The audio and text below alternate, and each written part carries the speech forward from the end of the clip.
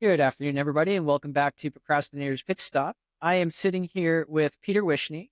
Peter is a podiatrist and business coach who transformed a struggling practice into a highly successful multi-seven-figure business, ultimately selling it for $2 million more than its purchase price, and now helps other entrepreneurs build profitable businesses without sacrificing personal freedom.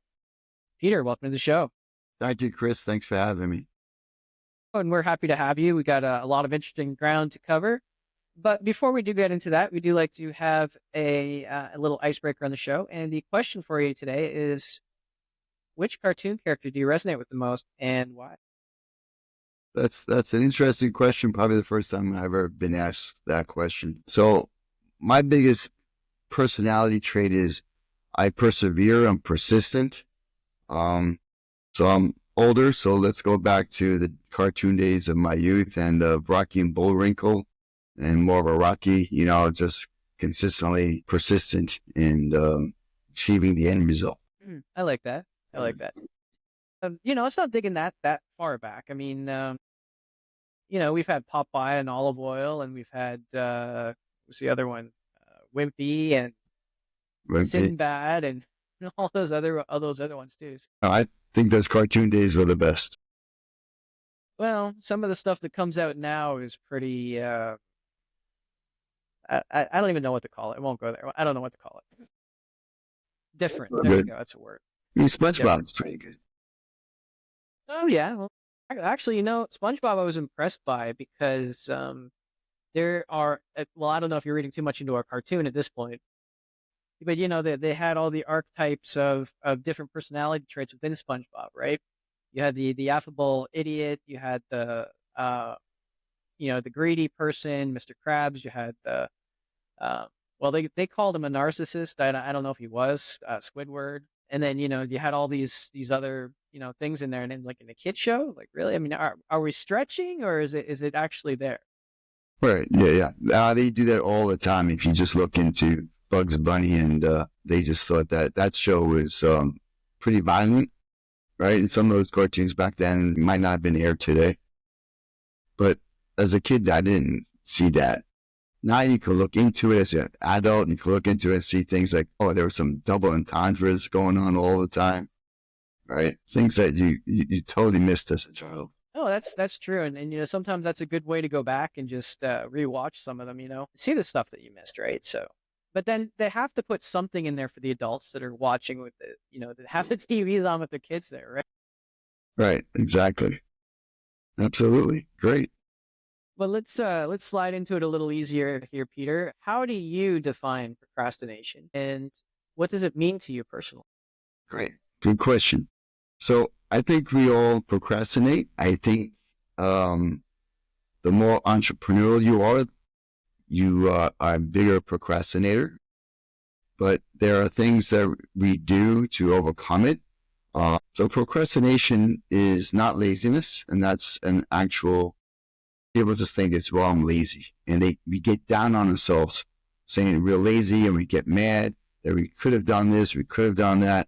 And we just get really upset with ourselves. And we have to just go back and just figure out why we procrastinate. And procrastination is just maybe delaying something. The question really is why we delay what we really want to do, or truly want to do. And there's so many reasons why we do this. And it's not bad. We have to start off by saying to ourselves, it's not a bad thing. It just means that we need to refocus and repurpose our mission and what we really want to achieve. And I think it all goes back to our why, right? So why do we want to achieve something? Is it, anytime you say, well, if I get this done, I'll make a lot of money. Money is not usually a driver by itself. It's what you do with the money. Why do you want the money? And then if you ask people, I want freedom. Well, what does freedom look like to you? Really, if you sat down and think about it, it's meaning that you can just wake up at noon and just hang around the beach and do nothing.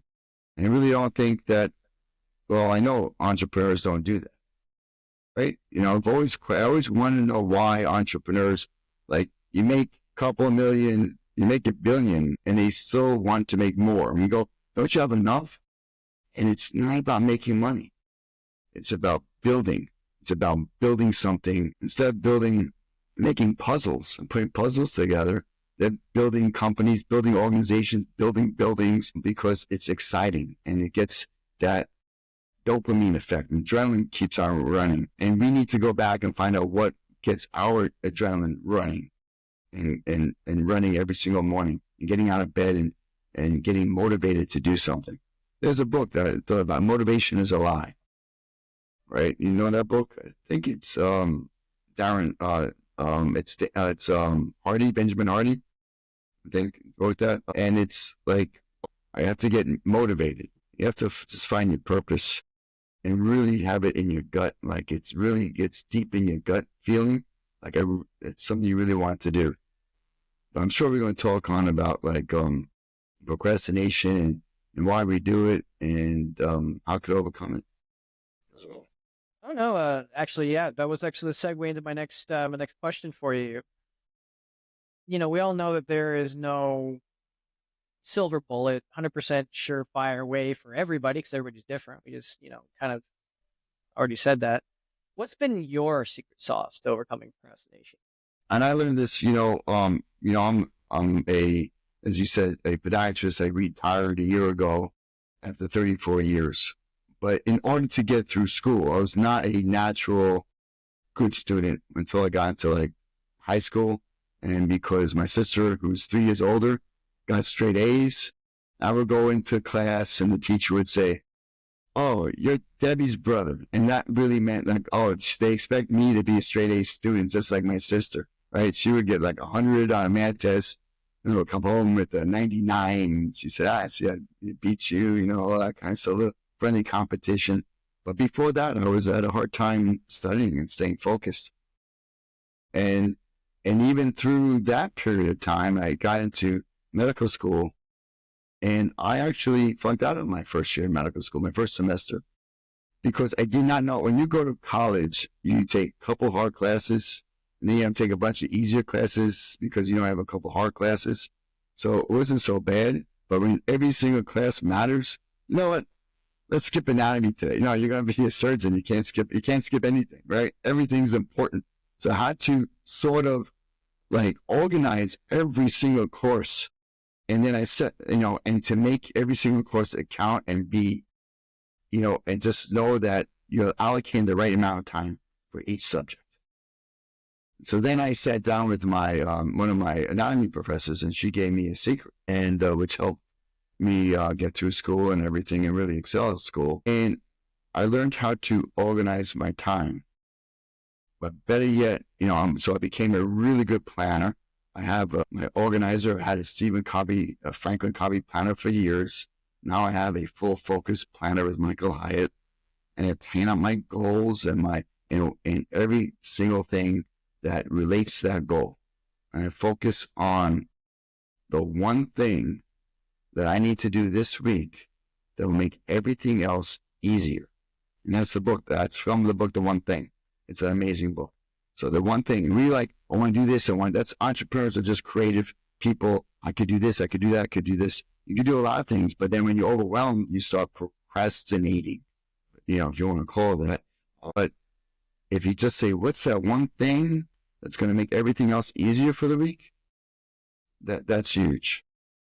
So that's what I focus on. And then I learned some other study habits in school. How to really take notes better. I wish we had AI. I wish we had, recorders on your phone was it Cast Magic that can take a video and transcribe it for you, or, shoot a video in class and then you got a transcription afterwards. And I'm thinking like school has to be easier now. It's still, we have to put the effort in. The tools are there to make it easier, but we still have to put the effort in. Yeah. So, hopefully I answered your question. No, you did. And thank you for that. It's interesting. I often go in with with AI and all these new tools and everything, and it's funny because I find myself using kind of the same arguments that people use when they said, I think I remember even my dad saying something like, "Oh, well, we weren't allowed the graphing calculators in high school. You got it so easy." And I still procrastinated. I didn't see any value in it, right? But that was my reason for procrastinating. Now I'm a little bit, because I do a lot of research in this area, and I'm trying to figure out a way to, even get my own daughter to do stuff. And I think it comes down to that, they don't see value in it. And also, when we've got all these tools, and I'd like to hear your take on it. We've got all these tools, whether it be entrepreneurs or students. I mean, do you think that that's causing us to procrastinate more, maybe because we know that the solution is at hand and we just put it off until it becomes more urgent? It's a great question. Um, in a way, yes, but I don't think that's the main reason. In a way, yes, you know, when when you have like a project due and you wait till the last minute, and then you all of a sudden drone's running and you just really focus so hard because why? It is not because you truly want to do the work and now you all of a sudden got excited. It's the fear of failure. It's the fear of looking foolish in front of your, let's say, the school classmates or your teacher, or just not living up to your own potential and letting other people down. Right? So it's the fear factor that gets us moving to do something like that. But also, how do you make a diamond through pressure? So sometimes when we wait too long, now we have the pressure reforming a diamond. But wouldn't it be great if you did a little bit, just do a little bit every single day, and then it'll get done. But for some reason, the motivation's not there, the creativity is not there. And now, if you said like ChatGPT and AI and all the other AIs out there, it's easier, but who are we really fooling? Really? So if it's a subject that you really like, why am I doing this? I'm doing this just because I need the credits. You probably wait till the last minute. Again, if you love something, it'd be easier to touch on that course or subject sooner. So it's a combination of you wait too long because of fear and you're not into it, right? But then also, I think everything goes back to what you like to do. You don't have a problem being motivated when you like what you do. So the surefire way is to just either love what you do or find a way to love something. Or there are things that you have to do in any job, in any career that, I love being a doctor for all those years, but we didn't like the paperwork. We didn't like all the other administrative kind of work. But why do we have to do this? All you have to find out is who can do this for you, right? But that only happens when you have little money, right? When you're a student, that's hard. But for the rest of us, it's like having other people can do certain things. Like if you have chores to do, laundry and food shopping, this is my thought. I'm now engaged, but I've been single for a while, and I hired a housekeeper who cleaned the house, went food shopping for me, did my laundry, right? To me, those are valuable things that I can do, but it's taking up some time that I can use that time to create something. In the long run, I'm not losing money because I hired someone. I'm making money because, hiring, what I do and what I make per hour is worth more than the cleaning lady does. And I remember when we first got married, and then a couple years later, we bought a house. And I said, great, I have a lawn. I grew up in New York City, and now I have a lawn. I can mow and, be like a real outdoors kind of person. And this was like maybe this is probably like in my third year of practice. Then, and so my wife at the time calls me up, says, I got you a lawnmower. So, all right. I was really excited. And she said, his name was Bill Murray. He's $25 each time. That's your lawnmower. She knew that because I'm working on the business so long, and then if it rained on Sunday, then we have to wait another week. So she knew for me to hire somebody, or she hired somebody for us. right? So it's sometimes you just get the who's to get the things you really are. For me, in this, I learned this kind of business in marketing my in my coaching business. I am, I can shoot video, but I try to edit it and it takes too long and it's not really that good.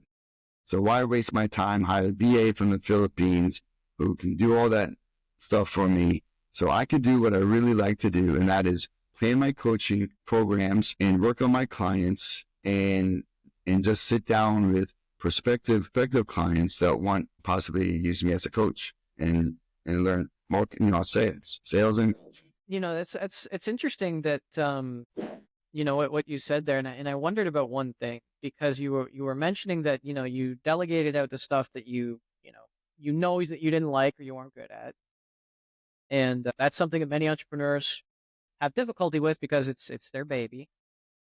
But I also wonder, when you're going into your business, and this might be another part of procrastination, I don't know.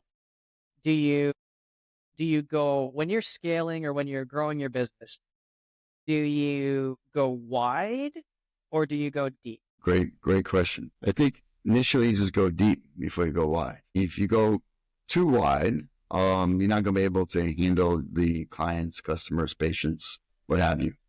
So just go deep with, you don't need a big fishing net. You need to be the best in your niche and just handle your clients.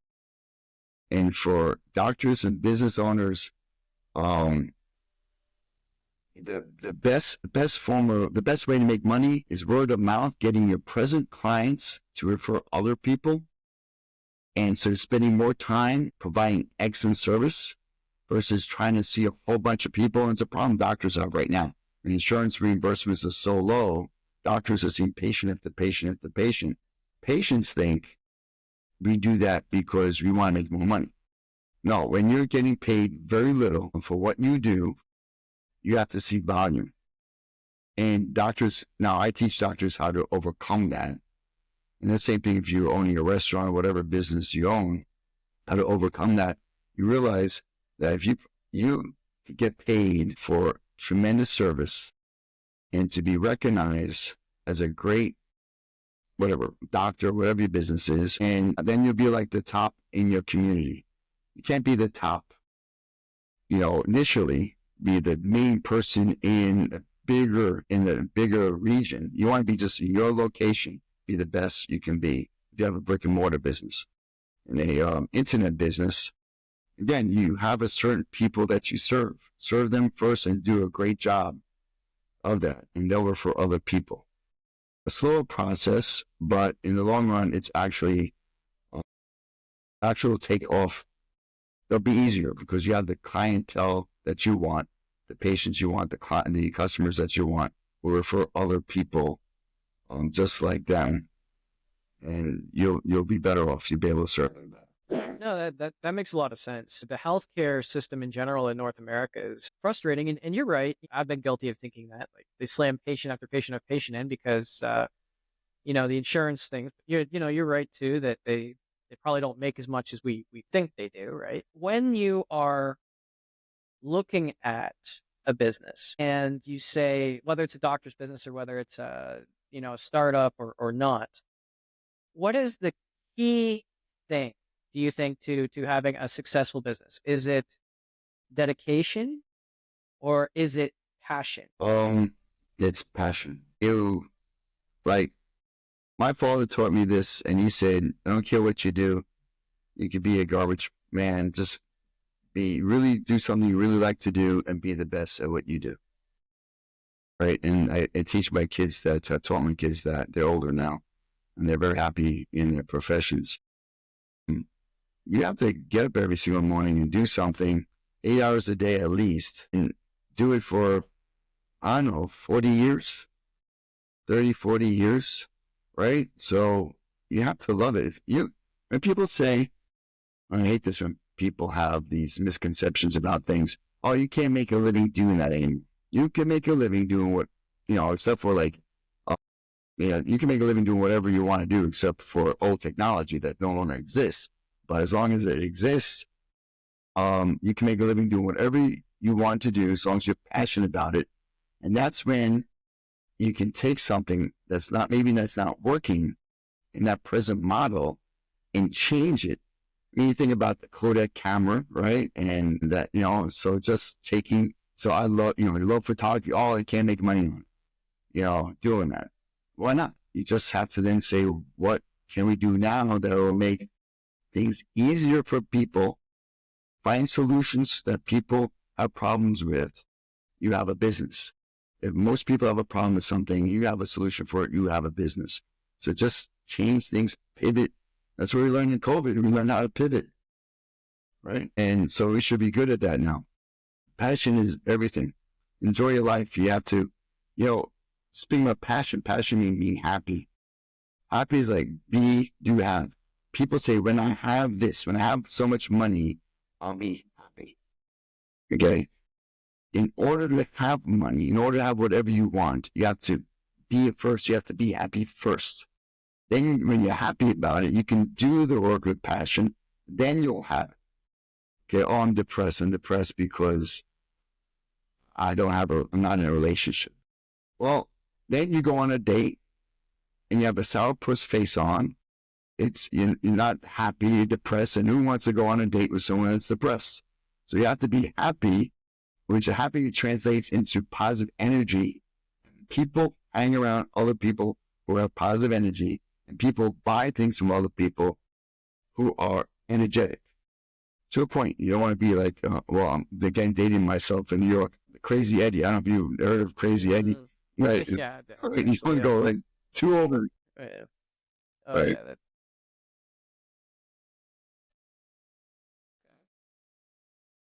No, I like that. I do know that there's a lot of conflicting ideas in there, though, right? And it's not our fault. I think it's society has ingrained this that I love how you brought up happiness and being the best, because actually going back to SpongeBob for just a second, I like to use SpongeBob as a good example. SpongeBob is happy. He's paying his bills. He doesn't have big aspirations, but I mean, we all can't be rocket scientists or movie stars, even though, a lot of us wanted to be back in the day. Now, not so more, but,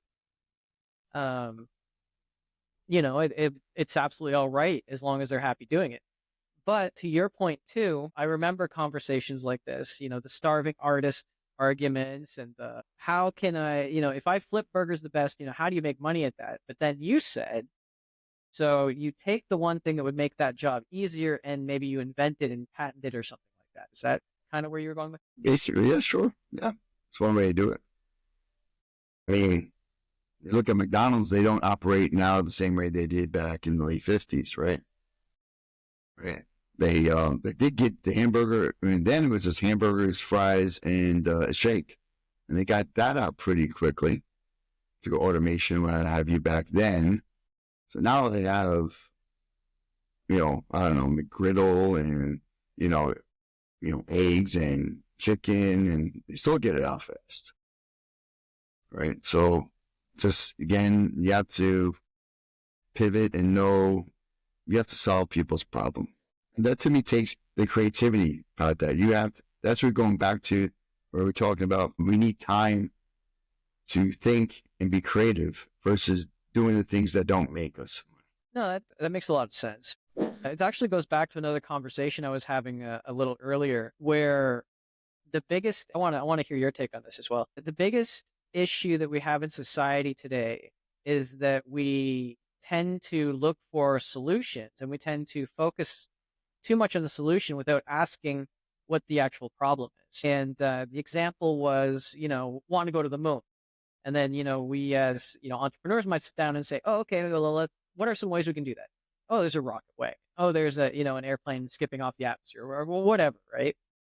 But, if you don't know the problem, then how can you have the solution? That's true. If you don't have a problem, if you don't have a solution, there's no problem. So when people say, so either you have, well, we're talking about the moon, it's different. But if you're saying, if someone comes to you and say, I have a problem, but there's no solution to the problem, why are we so worried about the problem? It's really not a problem, right? Because there's a solution to every single problem, right?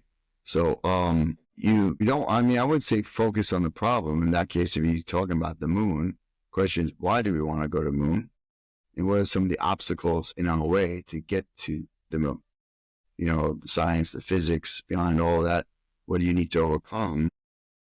And then you can pick the best way to do so. And there's more than one way. I'm sure there was a bunch of solutions at the time, and the great minds figured it all out. That's beyond my comprehension.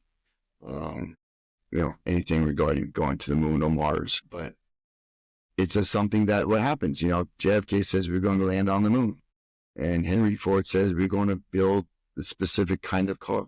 JFK didn't know how to get to the moon. Henry Ford did not know how to build that car. He just came up with something and said, this will help solve a lot of problems. Or this will put us first in technology or whatever. So this is why we need to do it.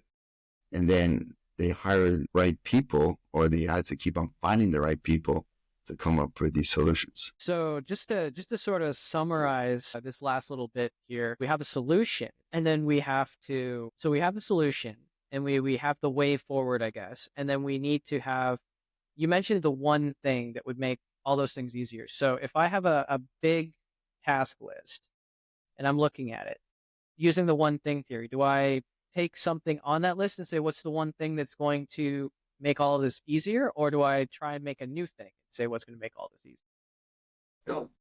Good question. It could be a new thing that could handle all these other items. Usually when you have a big list, they can be grouped into categories that, you know, you need to do A to get to B, to get to C, to get to D, right?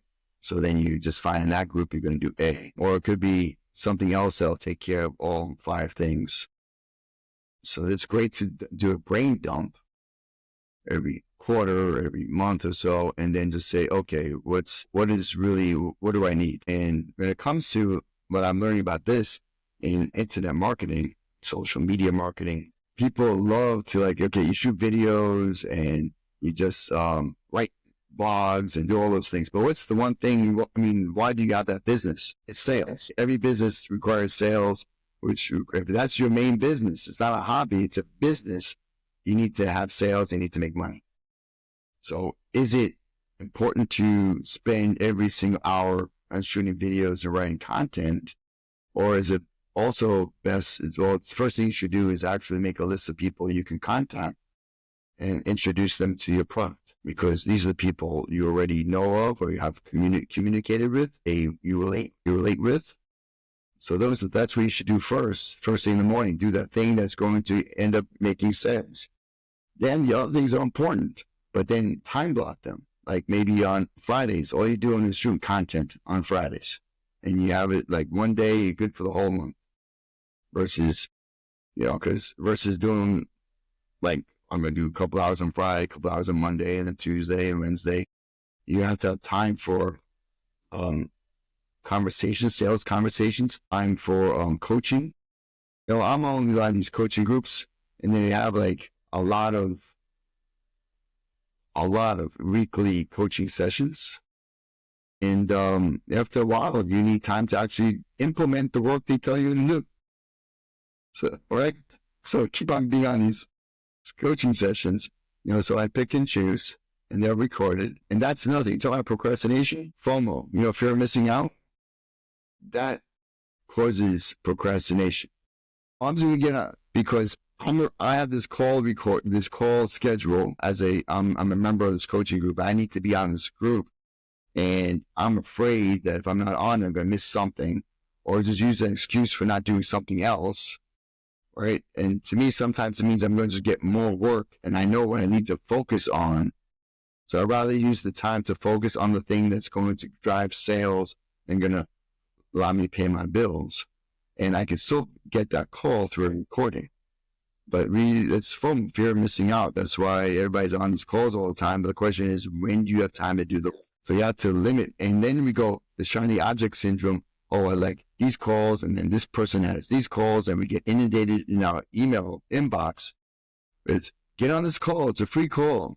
And at the end of the call, they're going to try to sell you the whole coaching program. And they spend half the call on talking about themselves or this webinar.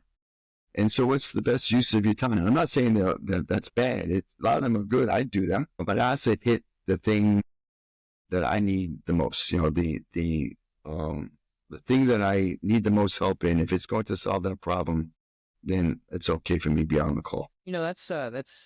That's interesting. I did not know that that meeting could have been an email has translated into webinar spaces. And that's interesting. Um, when we're talking about business processes, I love the fact that you went into the content and marketing and things, because in business, there's more than one way to skin a cat. But my question to you is, what's more important for an entrepreneur? Is it more important to have a system and follow it? Or is it more important for them to play into their strengths so they can be consistent and get the job done? The example I'll give you is, let's say that you have a website that you sell, I don't know, drills. I don't know why I chose drills, but it seems pretty boring and mundane. But so you have you have person A who says, right, so you need to do 5 written pieces a day, and then you put them out, once a day for a week, Monday to Friday, and you need 3 or 4 reels, so video, so you need to do those. And that's how you're going to go to your landing page, and that's how you're going to get your funnel and your sales, right? Guy says, I can't. So the person who's listening to person A will say, okay, I'll do that. They do it for maybe 2-3 weeks. They say, oh man, this is a drag. I don't really like writing. I like the video. I hate the writing. I absolutely hate it.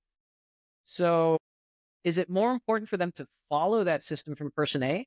Or could they also, you think, almost always achieve success with the only videos because they love doing them, because they could churn out hundreds of them without, getting tired? So I'm a big systems guy. I believe in systems.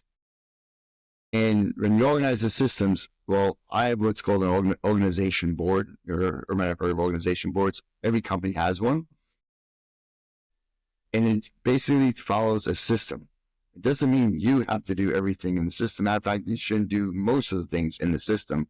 If the system is put together that's going to give you the result that you want, then follow the system. The question is that each activity that's required, who's going to be in charge of that, right? And so if you're great at videos, but you don't like writing, there are many people who can write material for you. And you can even teach ChatGPT your voice. Using your previous writing materials and put it into ChatGPT, it will now know your voice. And then, again, all you have to do is just tweak it, or you can give it to someone else, like a VA. I have a bunch of VAs that can do a lot of this work for you. Now, systems are important, but systems need to be flexible. Systems are not constant; they're constantly changing. As you grow, the system that got you where you are now is not going to get you where you want to go. So it's only good for a certain period of time, and then you need to change the system. And by the way, how you know when to change it is having KPIs, key performance indicators, knowing that, okay, all of a sudden these things are working, but they're not working anymore. And that means that something needs to change. If you are following the system, but no, it's no longer working, and your metrics will tell you what's not working specifically. Yeah, we heard a lot about KPIs during COVID, and actually it's still an ongoing debate right now. What would you say is the most or are the most important KPIs for a company? Because I'll tell you that I've heard a bunch of complaints about people who during COVID they went to a remote, right? And they said that they didn't know how to manage their teams. They didn't know how to do all this stuff. They had to pivot, right? But they didn't do it. And now they're saying they want everybody to come back to the office because there was a bunch of tasks being done, but that it wasn't moving the needle forward for the company. So what are those key performance indicators that we should be tracking besides obviously revenue?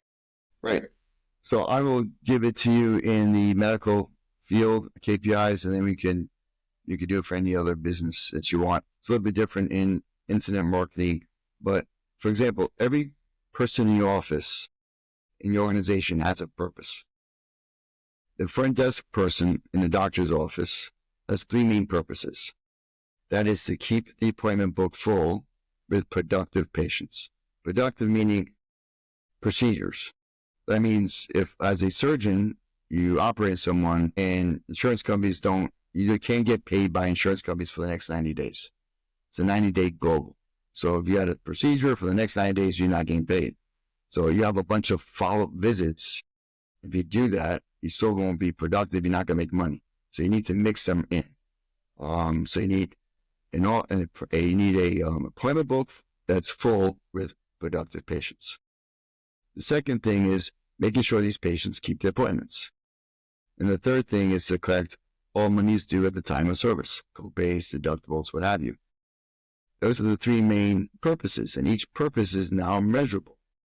Number of patients, percentage of kept appointments, and the amount of money collected over the desk, over the counter, right? Then you have this person graph these metrics every single week. It's on a graph. The person in charge of those metrics will then graph them. And that person then, when they put their numbers in, and I use an old-fashioned Excel spreadsheet, and you put the numbers in, a line will be drawn that goes up or down. When the person's in charge of the employee or the staff members in charge of that sees that line go up or down, there's sort of an internal emotional response. My numbers went up. That's great. That's a good week. Numbers went down. Okay, but it's not the point. The point of those numbers is not to like say, oh, Mary did a great job, Mary didn't do a good job. The point of those numbers is say, hey, we went up. Great job, Mary. Now, why did it go up? Mary's there at the front desk. The doctors are in the treatment rooms, right? And they don't see what's going on the front desk. So it's Mary's job to tell the doctor owner at a weekly meeting, they ran up because of these reasons. Great. Let's do more of that. And Mary will then come up with a weekly action plan, right? And that's the one thing that's going to keep this up. It could be simple things like, when you go to a doctor's office and you're afraid what the doctor's going to do, you want a friendly face at that desk. So simple like smiling and answering the phone with a smile on your face and making people feel comfortable actually affects all three numbers. Sometimes it's just pure attitude. One little thing can affect all those things. And then we have KPIs for like the billing department, that'd be collections, account receivables, and marketing, the number of new patients and number of patients that recalled. I mean, I don't know about you, Chris, but I remember one time I had an appointment with my dentist for just a cleaning, and I had an emergency. I couldn't make it. So I called up the office, telling them I can't make the appointment. It's receptionist said, oh, no problem. That's okay. Have a good day. That person should have just, I was ready to be rescheduled. Right. But she didn't ask me, would you like another appointment? And I would have done that, but because she didn't, felt like she really didn't care about me. Right? You're like, okay, it's no big deal. We're too busy for you as well. That kind of thing. And I did call back, but it was like 3 months later, because that's what we do. When things don't hurt, we don't start calling, but these are things that we teach people in the office to make it a very pleasant experience for the patients. And it's done in every single business. They're very similar. The front desk, you have appointments, you need people, you need leads, you need appointments, and you need people to pay the bills and refer other clients, customers, or patients. You hit on something there that in that example that I'm curious about, and I'm curious if you see this in businesses. I mean, when we look at those KPIs, and we talked about referrals as being one of the best drivers for your business, and I love how you said that because today's kind of online marketplace is just so saturated and noisy. I kind of equated it to, for people who remember what this is anyway, Wall Street's original, trading floor. And you're out there at, maybe at 10 o'clock in the morning trying to sell sandwiches, and you're just screaming sandwich in the mix to buy and sell, right? So it's interesting. But I wonder, and would you say it's because, just going back to that example of yours with the dental cleaning, do you think that it's because it was a cleaning that she treated you that way? I mean, had it been if it had been something more serious, it probably would have canceled, right? Well, sure. Yeah, they would have rescheduled, hopefully. No, the person making those appointments are receptionists, neither the dentist or the dental hygienist. And the dental hygienist is also getting paid, not just a salary, but most offices, they're getting paid a percentage as well of what they bring in. So it's important for her. I just think it's poor training. Most of these things are not because we don't care or we are too busy or we don't need to make more money. It's because of poor training. It's going to a 5-star Ritz-Carlton hotel versus, a 2-star, a DoubleTree kind of thing. The training is different. The people, that's what makes them separate. It's not just because it's an expensive facility. It's just they have more, they invest in the people and invest in their training to excel and be the best they can possibly be. Right? And to me, that's everything. If you really want to know anybody hiring VAs, anybody hiring staff or team, what have you, the one thing you need to focus on is leadership and taking care of your team and role play with them, show them what a great business looks like, what a great front desk person looks like, or what a great assistant looks like. And then, it's hard for the owner to always do this, but hiring an administrator or a couple administrators that are in charge of the training, if you can't do it yourself initially, then that's so important. That's the difference. I've been involved in big hospitals and I've seen them do some amazing work, not just, clinically, but just amazing. The systems put in place have been amazing. And then I've seen some small hospitals just don't get it. Yeah, you just get treated like a number.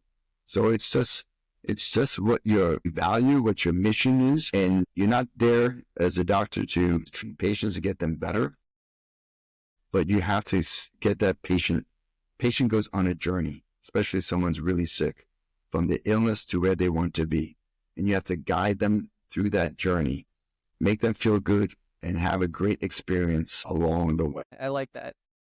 People centric, and you take care of your people and they'll take care of your wallet, I think was the saying. Oh, Peter, it's been a great conversation. I could probably go on like this for like all night, but we are coming up pretty close to the time. Is there anything that you wish I would have asked but didn't ask, or anything that you feel we should have covered but didn't? No, not really. I just want to hit on that. One of the things why people ask me all the time, why did I retire as a doctor and as a podiatrist for 34 years? I love seeing patients. I've always wanted to be a doctor since I was 9 years old. Was a very sick child with asthma. Going to the doctor made me feel better. I chose podiatry because I love sports medicine. I could do anything on the foot and ankle, maybe dermatology, neurology, surgery. So it's very diverse. Anything that's wrong with the foot and ankle, we can work on. And most of the time we get people better quicker.